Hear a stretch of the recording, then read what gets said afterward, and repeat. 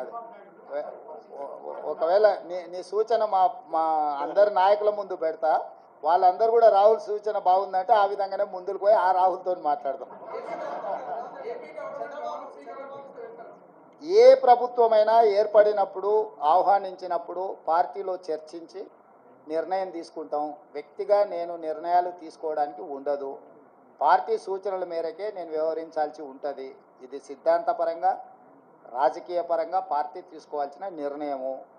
ఏ ప్రభుత్వం ఏర్పడ్డా స్నేహపూర్వకమైన వాతావరణంలో సమస్యలు పరిష్కరించుకుంటామని నేను ముందే చెప్పిన. ఈరోజు కూడా నేను ఆ మాటకున్నా. ఆంధ్రప్రదేశ్లో ఏ ప్రభుత్వం ఏర్పడ్డా ఆ ప్రభుత్వంతో సంప్రదింపులు చేపట్టి రాష్ట్ర సమస్యల్ని శాశ్వతంగా పరిష్కరించుకుంటాము. ఉమ్మడి క్యాపిటల్ చట్టపరంగానే సమస్య పరిష్కారం అయిపోయింది.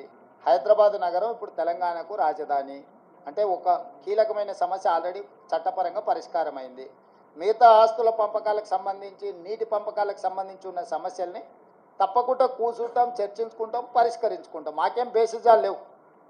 రాష్ట్రం యొక్క అభివృద్ధి, రాష్ట్రం యొక్క అభ్యున్నతి కోసము ఎవరితోనైనా చర్చించడానికి మేము సిద్ధంగా ఉన్నాం, పరిష్కరించుకుంటాం.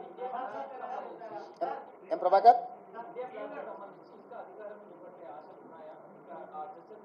నాకు తెలియదు, నేను ఢిల్లీకి వెళ్ళలేదు. ఇండియా కూటమి ఢిల్లీలో చర్చలు చేస్తారు. మన వాళ్ళు ఎవరైనా ఉంటే అక్కడికి ప్రశ్న అడగమను.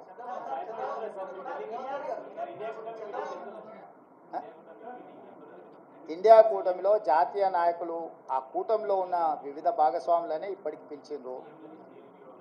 ఇంతవరకు అయితే ఆహ్వానం రాలేదు. ఏదైనా ఢిల్లీకి సూచన చేస్తే మీరు తప్పకుండా వెళ్తారు. క్యాబేసి